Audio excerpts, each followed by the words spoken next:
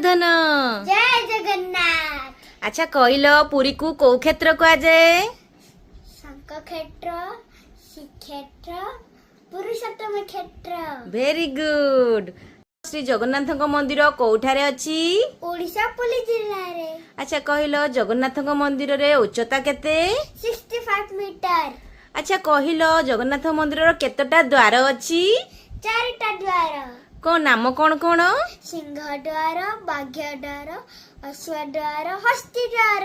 अच्छा कहल जगन्नाथ मंदिर प्रथम द्वार नाम कौन? सिंह द्वार। अच्छा कहल सिंह द्वार सामने रे जो स्तंभ अछि से स्तंभ को कौन कहती? अरुण स्तंभ। अच्छा कहल जगन्नाथ मंदिर प्रसादर नाम कौन? महाप्रसाद। अच्छा कहल महाप्रसाद कौ स्थान रे बसी खांती? आनंद बजार। अच्छा कहल जगन्नाथ मंदिर किए निर्माण करथिले? जोड़े गणगदेव।